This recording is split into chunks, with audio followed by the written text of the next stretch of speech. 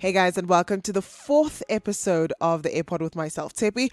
And today I'm speaking about a very intimate conversation that I think we all need to have, but don't necessarily address on a daily basis, right?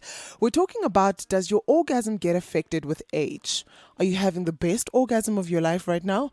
Or are you not getting it at all? And this is personal for me. So I thought I should rope in someone who's going to give us a clear understanding of this one. We've got Lindi R, who's a sexual wellness coach, to give us an idea of this if we're actually even making it up ourselves. Lindi, how are you?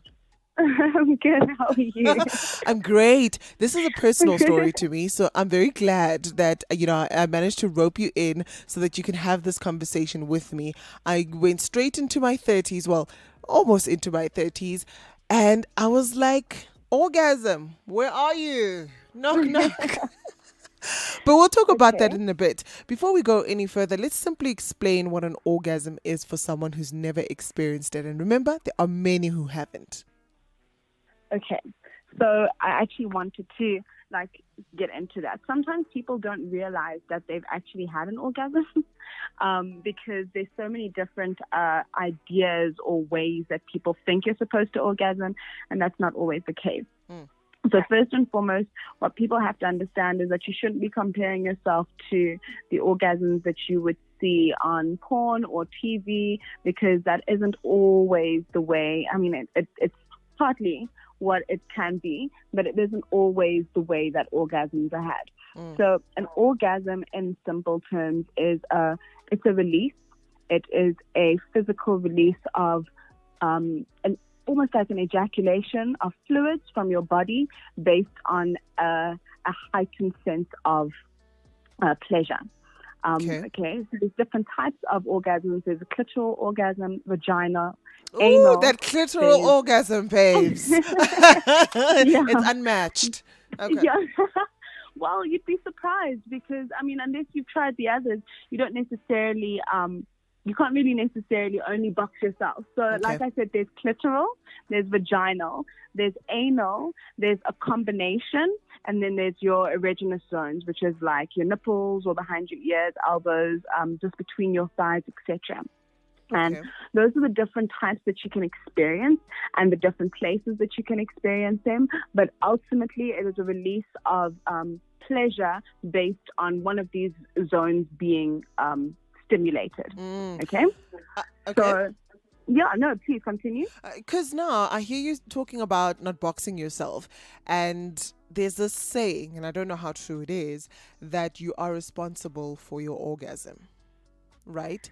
And I don't Okay. necessarily agree with this one on some terms. Do you feel like, do you Mm-hmm. hear this saying a lot, firstly? Because I think this is something that we say amongst our close circles, but I don't know how true it is in terms of sexually, and if obviously it is proven that as a human being, as a person, that I am having a sexual interaction with somebody else, I am solely responsible for my reaching my destination. 100%. So not okay. So it's not entirely up to you, and it's not entirely your responsibility.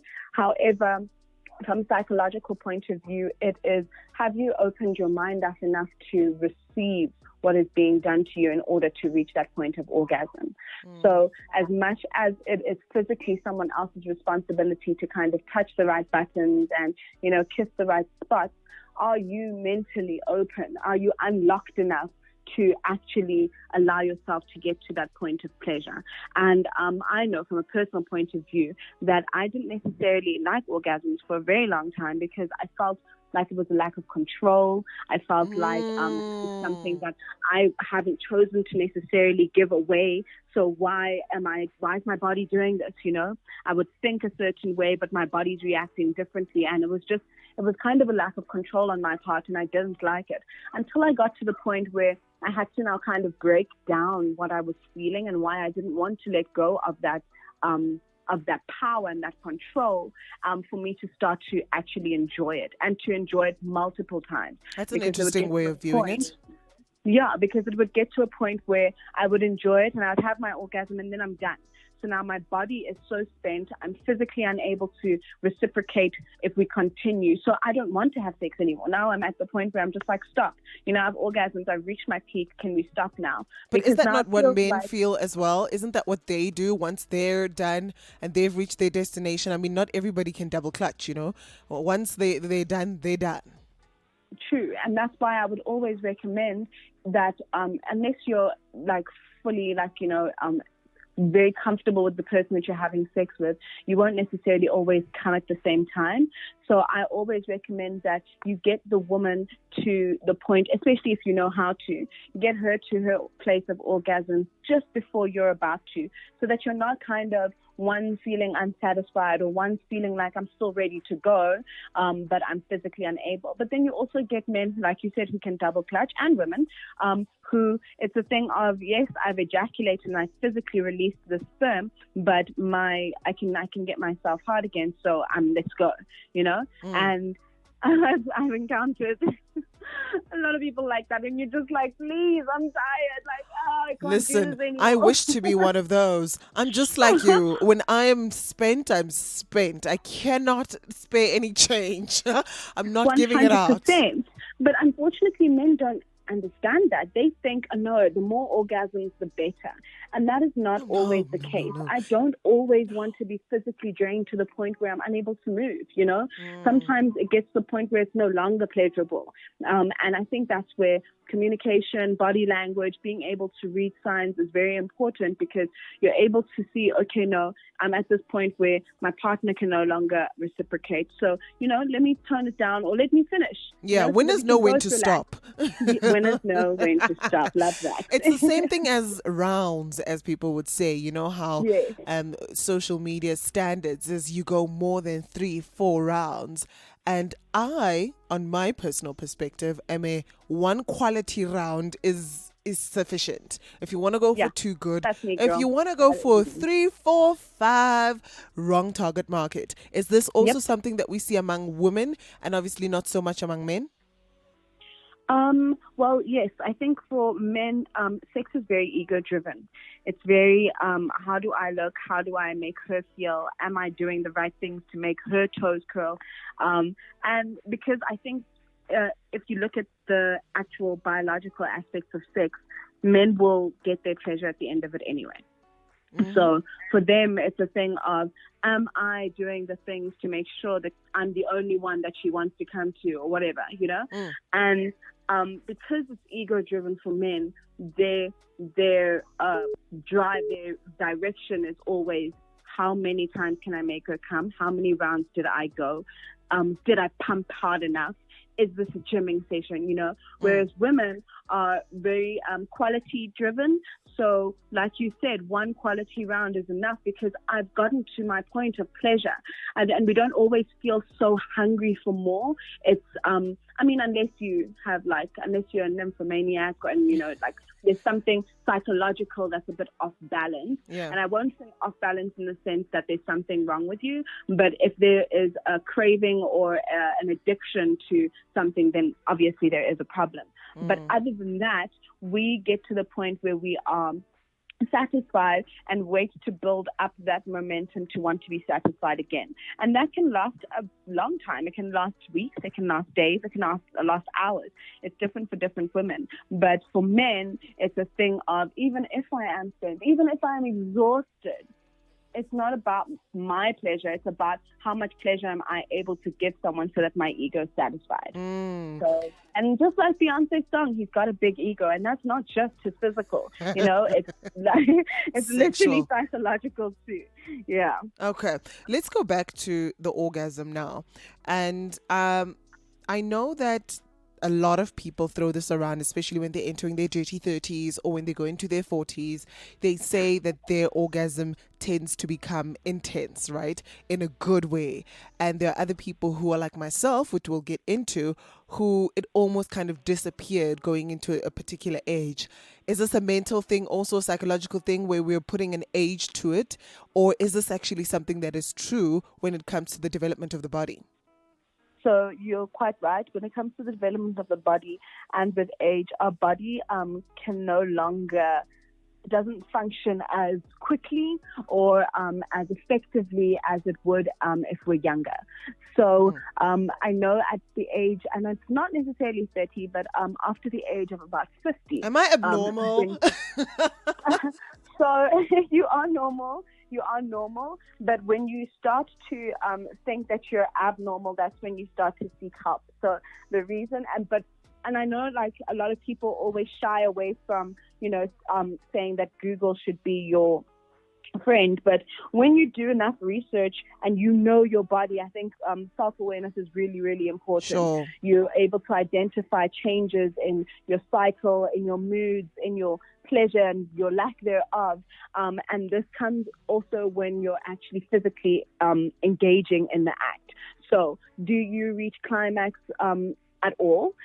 If you did previously, why has it stopped? Are you going through something psychologically? And again, there's so many different things that could impact you experiencing some sort of pleasure, enjoying sex to a certain level. And this is definitely psychological. So even stress, nutrition, lack of exercise, things like that, those are all things that could potentially affect you reaching an orgasm effectively. But then there's also your physical. So your pelvic floor, for example, is not as strong as when you are much younger. And that's why I always encourage doing exercises that like Kegel exercises or using Kegel balls when you're young, because it kind of, the more you work a muscle, the stronger it gets, and the muscle memory also lasts longer, even into older age. So doing things like your Kegels, not holding in your wee when you need to, doing Kegels when you're having sex, using Kegel balls, toys, etc. Those are all things that can prevent you from getting to a point where you're unable to reach orgasm at a later stage. But again, I would firstly look at the psychological. Yeah, let's get into that. Sorry, let me get into that quickly. Apologies for that. No Now, problem. I'm saying to myself, I should be at the peak of my sexual, experiences now. I am psychologically ready. I'm okay with it. Do you know what I mean? Like, I think right now, especially at this point of my life, I'm 100%, my body should be 100% relaxed. However, I almost feel like I sort of tensed up come 28, 29. I wasn't having that much sex, but also I almost felt like my interactions I overthought them. And when I say overthought them, I mean, this also varies, with a lot of people, I can imagine, that you overthink it. Is this the person? Should I be doing it? Why am I doing it? Da, da, da, da, da. So I have all these voices in my head with all these different questions that I can, maybe affirm that they're taking away from my sexual experience. But also on the other hand, I'm not as free as I used to be when I was 25, not 100%. as confident as I was at 25. Yes, this is something I know, your body's ready. I'm ready to get to engage in the act. However, once I'm in it, I'm just like, what is the fucking point? Is this normal? Is this something that should be going through the mind? And how do I even tackle this? And I can imagine I'm speaking for also quite a lot of ladies and men. Definitely something that I'm still currently experiencing. Like I said, I used to shy away from orgasms, and I used to feel like, I didn't necessarily want to relinquish so much power. But now that I have finally gotten to a point where I'm in a relationship and I'm a little bit more comfortable and it doesn't feel like it's a power struggle, now I'm overthinking something else. Now I'm thinking, am I free enough? Am I open enough? Am I giving of myself enough? Am I a freak enough, And even in thinking all of those things, your mind diverts from the actual action and you dry up, you tense up, your muscles close up, and that changes the narrative of the sexual experience. So overthinking is definitely a thing. I think the more comfortable you are with the person, the more relaxed your sexual experience will be. And that definitely does come with age, because as we get older, we are more inclined to want to do this with one person. We're more inclined to want to have one person that satisfies a whole bunch of needs, as opposed to trying to find different people to satisfy different individual needs. But like I said, because it is psychological, you have to now And it's so cliche that how outside of the bedroom, the trust that you develop with the person and even with yourself, do you trust yourself to be experiencing this pleasure? Are you actually enjoying it? Is there some? Is That this a is choice massive, that and I you think made? you whisked right past it, and I think that's also quite a profound thing to say. Do you trust yourself to receive that pleasure? That's Exactly. beautiful. And do you trust yourself to allow yourself to open up to not receiving that pleasure and still being okay with it? Because sometimes we think we have such high expectations of what a round should be like or what sex should be like. And it doesn't always have to be a textbook way of doing things, because I can have sex and not orgasm and really, really enjoy every single stroke and Yes. think that round was amazing. But other people feel like if I'm not orgasming, then what's the actual point? Am I even having sex? So it has to be based on your own definition, first and foremost. It has to be based on your trust of yourself in terms of knowing I've made this decision. I actually want to do this. I enjoy doing this. I'm doing this not because I've been coerced or because I'm doing it for the other person. It has to be something that you want to do. And that's the beginning of the pleasure. Because if it's something that you want to do, then obviously, naturally, you're more inclined to enjoy it. But if you're doing it because someone else wants you to do it, or because you want to experiment on behalf or because of someone else, you're less likely to feel comfortable enough to open yourself up fully. But you might also surprise yourself, because in the act, trying something or experimenting with something that you never thought that you could potentially enjoy might actually be the thing that gets you off. So I think we have to think of the psychological, yes, but as we do get older, and I think people mustn't they mustn't shy away from this and don't think that it's only like in menopause age or whatever. Sometimes as you get older, your sex hormone production slows down as you age. So that's a natural bodily thing. That's a biological thing that we can't necessarily change. I think for men, it declines about 1% each year once they reach a certain age. And then for women, I think, like I said, it is over menopause, but you can experience some early onsets of menopause or early onsets of loss of estrogen, which is literally what is needed for you to physically enjoy sex. It's your sex hormone.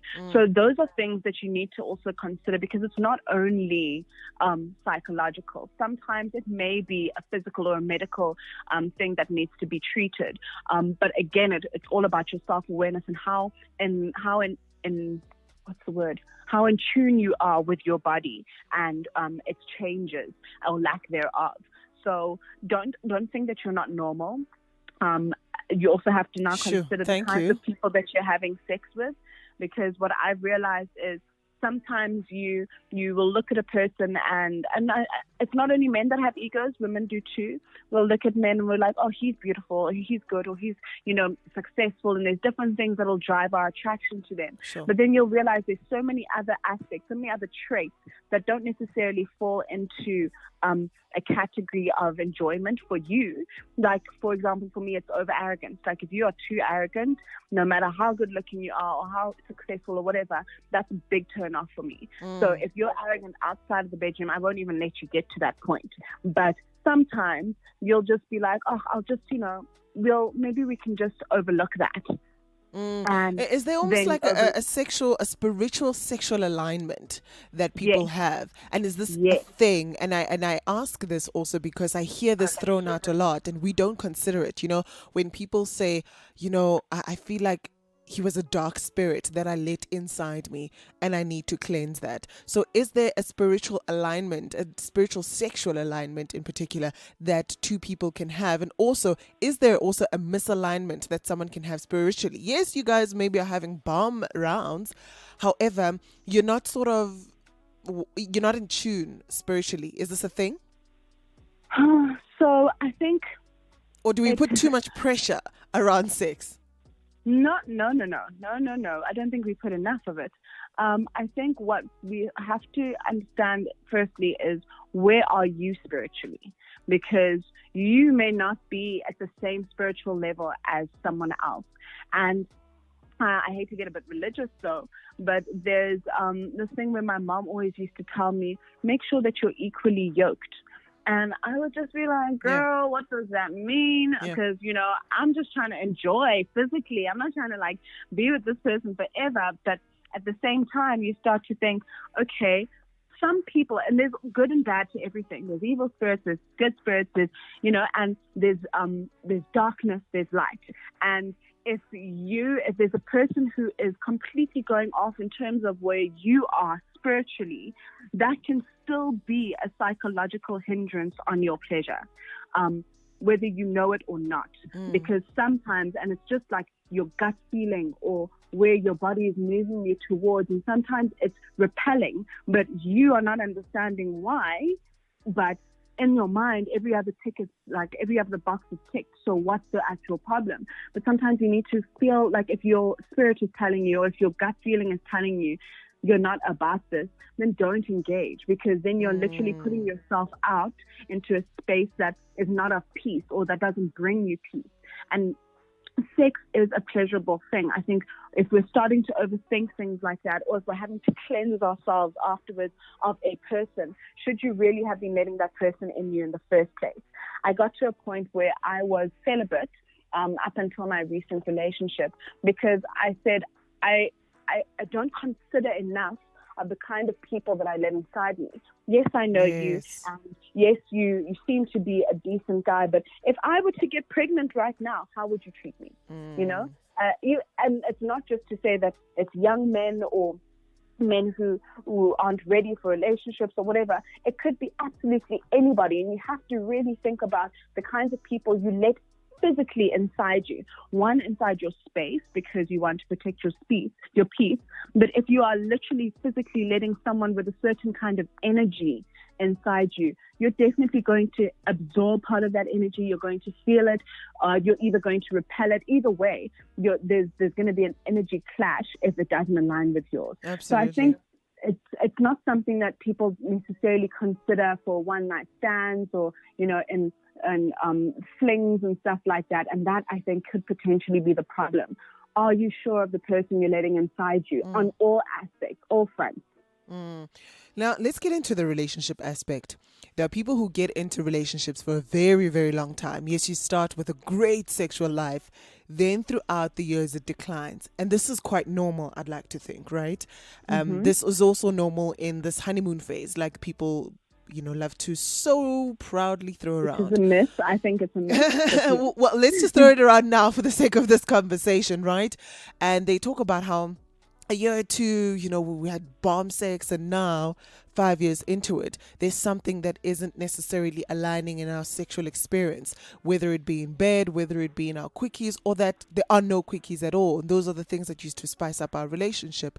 When people have been in a relationship for a very long time, how do they take the responsibility to make sure that their sexual experience is, I'm not going to say as new as the first, because that's unreasonable to ask, but also it keeps the relationship alive, or it keeps their sexual intimacy and their physical intimacy alive? So I think first and foremost, again, trust, because you have to be able to tell your partner that you've noticed that there's a shift in energy, or a shift in the kinds of sexual experiences that you have, without feeling like you are offending them.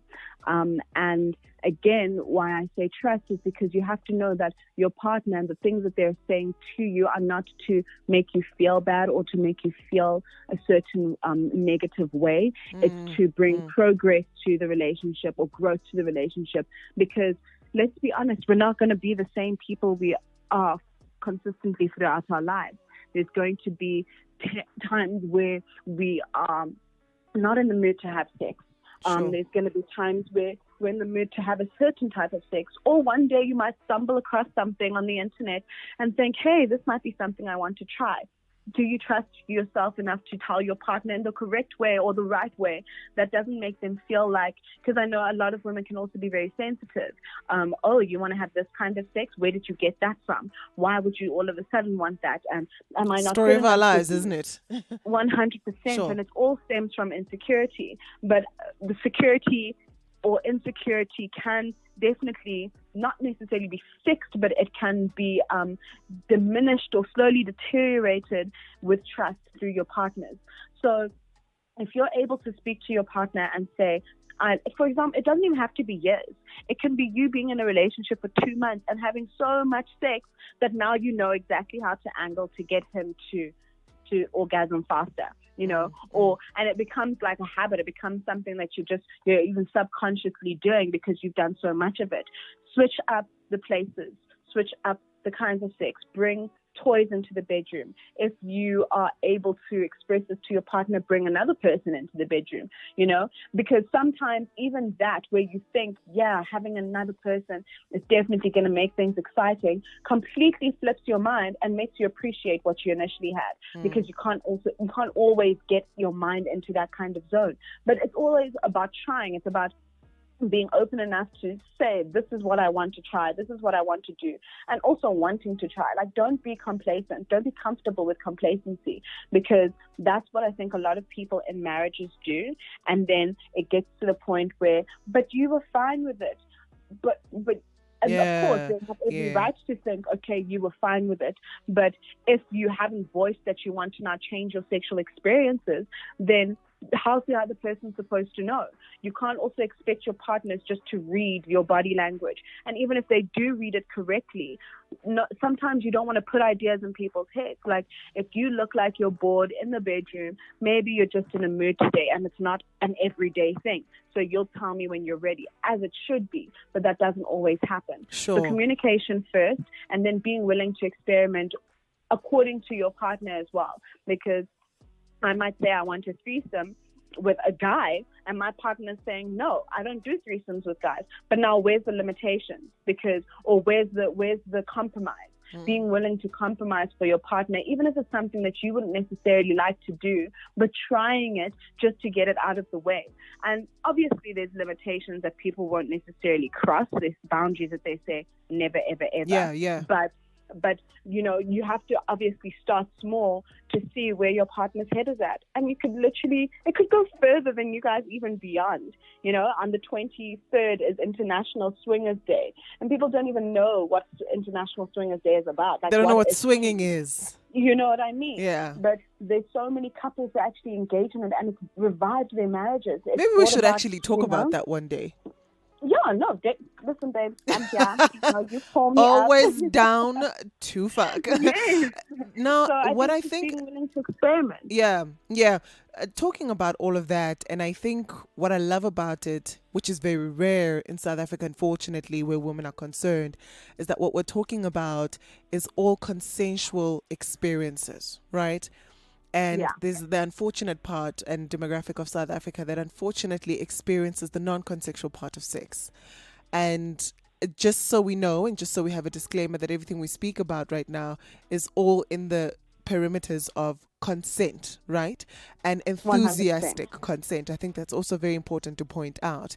And maybe one day we'll talk about this word that's consent and break it down, because I think it's a very heavy and a very loaded word that not necessarily men know about, and also not women know about. We give our bodies, but are we enthusiastically consenting to this experience 100%. That we're allowing? And talking about that, like I've mentioned, there are women who unfortunately have experienced the other side of it, and that makes me sad. But you've got someone who has experienced sexual trauma in their life, right? And they've either been raped, molested, or violated in any form, and then they get into a relationship. Now they need to give of their body. Now they need to release and let go. Now they need to reach this orgasm by trusting a man or trusting a woman. And what then happens now? How do you speak to someone who has experienced sexual trauma to let go of their body with someone, of course, that they have trusted, and someone they've trusted with their body and this experience and have consented? How do you then let them say, this is how you can let go and this is how you can be free with your body? So there's no formula. As someone who, I like to call myself a survivor and not a victim, I have experienced sexual assault. I was raped literally 3 years ago, and I'm sorry. It's something that I'm okay speaking on, because it's a healing process that I do every single day, and that's part of my healing. Being able to speak on it, and people feeling like they can relate or have someone to trust because it's someone that's been through this. But when it comes to even my sexual healing, and like I said, it's an everyday thing, it's your healing is individual. Don't go according to, oh, you need to get a counselor, or you need to do this, or you need to do that, because not every formula works for every single person. What I know has helped me has being able to speak to my partner in the moment. If I was crying just this morning, crying was something that triggers you that you don't even think had anything to do with the situation. But your partner has to be fragile and gentle and patient with you, because that helps you know, okay, it's not your fault. You're not inclined or forced to do something that you don't want to, so that, again, when you are doing it, it's your choice. But also, counsel definitely does help, because speaking on a psychological traumatic experience that is something that could be triggered every day by absolutely anything needs to be addressed. And what we need to learn how to do is to deal with that emotion in the moment and then let it go. So you're not carrying it through into your next experience. So you're not carrying it through into your next relationship, into your next encounter, and that's just being able to identify your triggers. And it can be anything. It could be, someone hearing that someone got raped, and then boom, automatically you start thinking about your experience and what you're doing. But it's okay to think about it, but just in like meditation, where if you lose your way and you start to think about 100 things, they say focus on your breathing. Bring your focus back to the now and say, this isn't happening to me now. It has happened. I'm going to leave it there in the past. The feelings that I'm feeling right now is as a result of something that has previously happened. What triggered it now? When that trigger happens again next time, okay, you're able to address it a lot quicker without you feeling like you are being consumed by it. And that can happen even sexually. If you're realizing, okay, no, that moment particularly hurt. Why did it hurt? Oh, it reminded me of something. Stop. It's perfectly okay to stop. Stop in that moment, gather your thoughts, recollect yourself. And if you don't have any desire to get back into it, be okay, be kind to yourself, and know that it's okay to not want to do that. But again, the partner that you are open with or choose, again, here where we have to now consider the kinds of people we let into our physical beings, you have to, even if you haven't told this person what has happened to you in the past, you being able to say, I need to stop, I'm not okay, shouldn't be a thing of what do you mean, regardless of the knowledge that the person has. So be very sure of the people you're letting inside you and the people that you're trusting, because they will be a big contributing factor to your healing or lack thereof. So I think it's very important, address the trigger, address the feeling, address what you're currently going through, and it's okay to stop, but know that what you're experiencing is not what you experienced. It's two completely different incidents. So you need to be able to decipher the difference between the two so that you're not bringing them together and letting it affect every other encounter going forward. Sure. I appreciate that. I really appreciate that note, considering that I fortunately, and I hate that I have to use this word, that I have not been violated in my life. Like I said, and this is yet. I need to say yet because of where we live. And this is the unfortunate part, that whenever we have to have this conversation, more so about rape and consent, is that but every we woman... also have to be careful of the kinds of energy we put out. So saying yet is kind of thinking that it's inevitable, and we don't all have to be statistics. So don't necessarily say yet, because you're putting yourself into a bad space that could potentially bring it towards you. I appreciate that. I had another question which was completely off here, and I'm actually going to keep that one to myself. I'm going to throw that one out because I think this is a perfect way to end this. I think it's a perfect way to sort of wrap up and culminate this conversation, because I think where orgasms are concerned, it's very complex. Contrary to what we may think. We may think that people just have sex and orgasm and that should be the way of life, and that's not necessarily the truth. Your last parting words or parting shots where orgasm is concerned? Where orgasms are concerned, don't force it. don't force it. If it hasn't come and it's not something that you have experienced, don't force it. It will come in time with self-awareness. I love that. Thank you very much. That was Lindi R, a sexual wellness coach, taking us through a very detailed conversation about your orgasm being affected with age and your relationships and in your personal spiritual life in general. So thank you very much for listening to this one. This was the 4th episode of the AirPod with myself, Tsepi. Till next time.